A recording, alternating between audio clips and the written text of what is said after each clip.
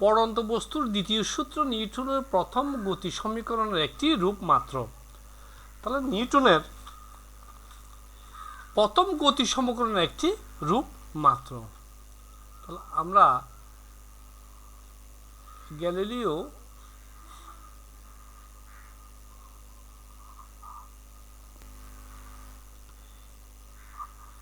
এবং এটা হচ্ছে বায়ুশূন্য একটি স্থান, বায়ুশূন্য স্থান, এবং এখান থেকে এই বস্তুটি এটা বস্তু। তাহলে এই বস্তুটি এইভাবে পড়তে থাকবে এবং এটা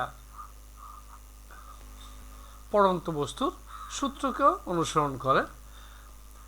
গ্যালিলিওর পড়ন্ত বস্তুর দ্বিতীয় সূত্র থেকে আমরা জানি যে স্থির অবস্থান থেকে বিনা বাধায় কোনো বস্তু নির্দিষ্ট সময়ে, তাহলে এক নম্বর হচ্ছে কি বিনা বাধায় কোনো বস্তু, তাহলে কোনো বস্তু সময় হচ্ছে কি টি, তাহলে সময় টি, তাহলে টি সময়ে প্রাপ্ত বেগ, তাহলে প্রাপ্ত বেগ ভি ওই সময়ের সমানুপাতিক।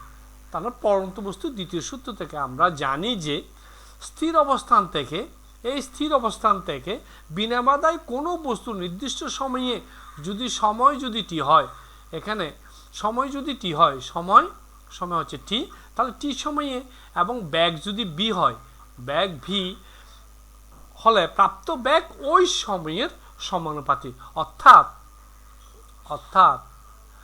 ভি ভ্যারিয়েসেস টি। তাহলে আবার আমরা দেখতে পাই যে ইউ আদি বেগে কোনো বস্তু সমতরণে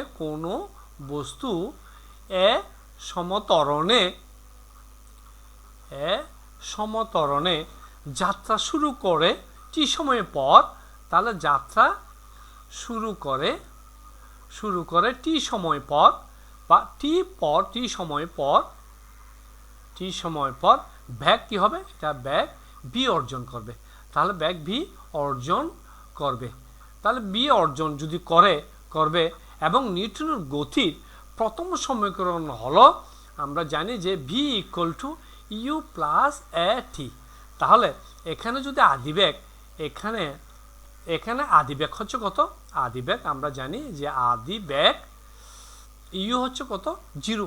চলে ইউ যদি 0 হয় তাহলে ভি ইকুয়াল টু কত হবে, এই ইউ এর জায়গায় আমরা কি করব, 0 লিখব, 0 প্লাস এ টি।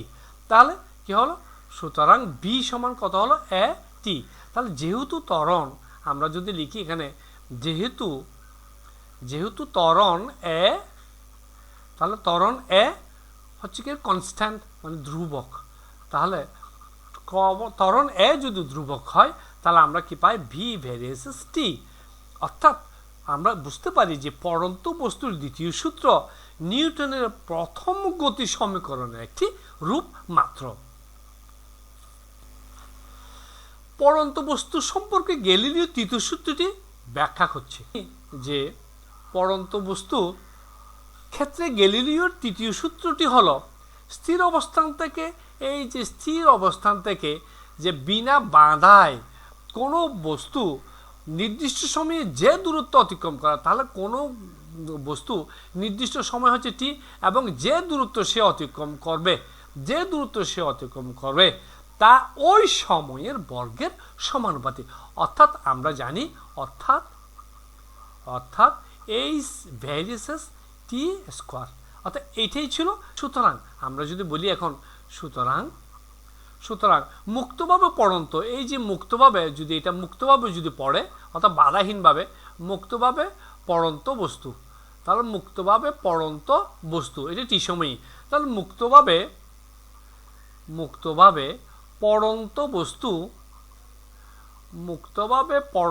বস্তু যদি এরকম হয় T1, T2 এবং T3, এই সময়ে যথাক্রমে কতটুকু অতিক্রম করবে, যথাক্রমে H1, H2, H3 এই দূরত্ব, এটা কি করবে, এই দূরত্ব অতিক্রম করলে দূরত্ব অতিক্রম করলে আমরা দেখতে পাই কি H1 বাই t1, তাহলে কত হবে এটা সমান h2 by t2 equal to h3 by t3 সমান কি হবে এইভাবে এটা হবে কি কনস্ট্যান্ট মানে ধ্রুবক হবে। তাই বস্তুটি প্রথম সেকেন্ডে, তাহলে বস্তুটি কি করবে প্রথম সেকেন্ডে, এই প্রথম সেকেন্ডে h দূরত্ব অতিক্রম করলে, যদি h দূরত্ব অতিক্রম করে, তাহলে h দূরত্ব অতিক্রম করলে আমরা দেখতে পাই যে প্রথম 2 সেকেন্ডে, তাহলে ঠিক একইভাবে প্রথম 1 সেকেন্ড এটা, তাহলে প্রথম 2 সেকেন্ডে, তাহলে প্রথম 2 সেকেন্ডে এটা দূরত্ব অতিক্রম করবে কত, এটা 4h দূরত্ব অতিক্রম করবে। এবার প্রথম 3য় সেকেন্ডে ঠিক একইভাবে এটা প্রথম 2 সেকেন্ড, প্রথম 3য় সেকেন্ডে, তখন প্রথম 3য় সেকেন্ডে এটা কতটুকু দূরত্ব অতিক্রম করবে, এটা 9h দূরত্ব এটা কি করবে অতিক্রম করবে বা করে, অতিক্রম করে। সমীকরণের সাথে নির্ণয় করো সামঞ্জস্যতা। তাহলে গতির সমীকরণের সাথে গ্যালিলিওর দ্বিতীয় এবং তৃতীয় সূত্রের সামঞ্জস্যতা দেখাতে যদি বলে, আমরা জানি যে নিউটনের গতি সমীকরণ থেকে পাই, আমরা কি পাই v = u + at। তাহলে v = u + at তে এখানে আমাদের কি আছে, যে যেখানে আমরা কি পাই v হচ্ছে কি রে শেষ বেগ, v হচ্ছে কি রে শেষ বেগ, এবং u হচ্ছে আদি বেগ, তাহলে আদি বেগ, এবং ত্বরণ হচ্ছে কত a, তাহলে a হচ্ছে কি ত্বরণ, এবং h এবং t হচ্ছে কি সময়। তাহলে আমরা এখানে কি পাচ্ছি যে v = u + at এটা নিউটনের গতির একটি সূত্র।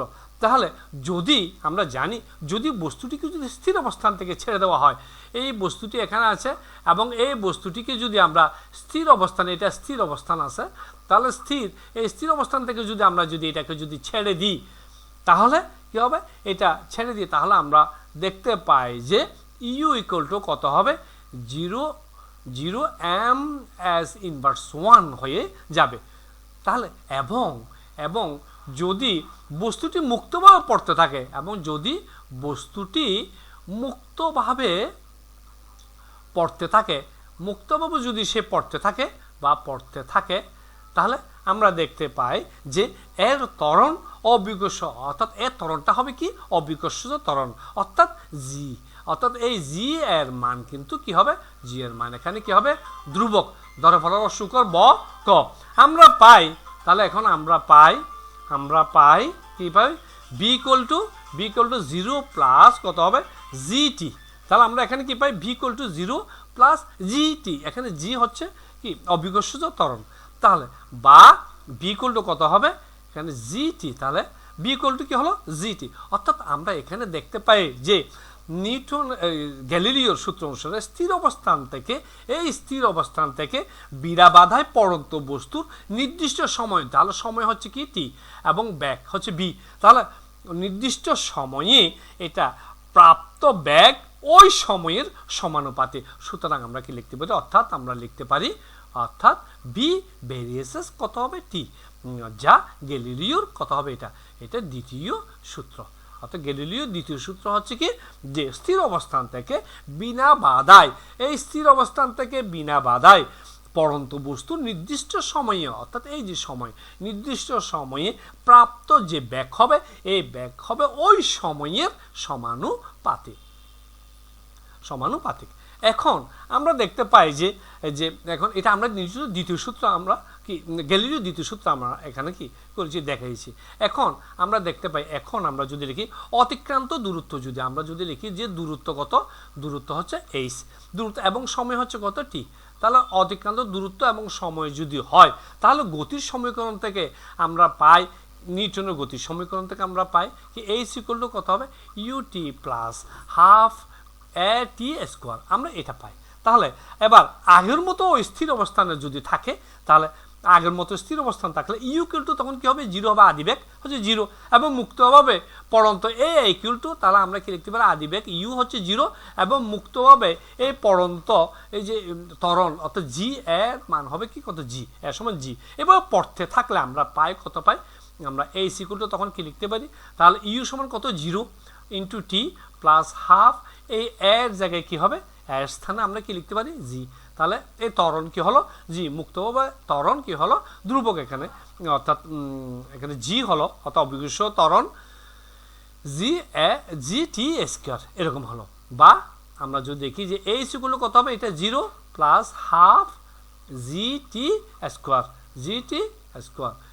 এবার আমরা যদি এদিকে যদি লিখি এটা, বা এইচ ইকুয়াল টু কত হবে, তাহলে হাফ, ওটা তো 0 হয়ে গেল, হাফ জি টি স্কোয়ার। তাহলে এইচ ভেরিয়াস, তখন এরপর কি হবে, এইচ ভেরিয়াস কি হবে টি স্কোয়ার।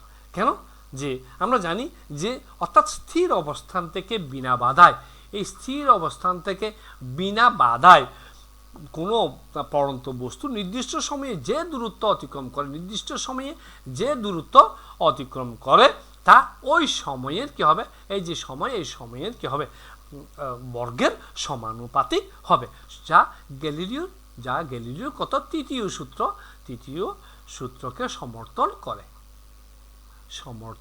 তৃতীয় সূত্রকে সমর্থন করে।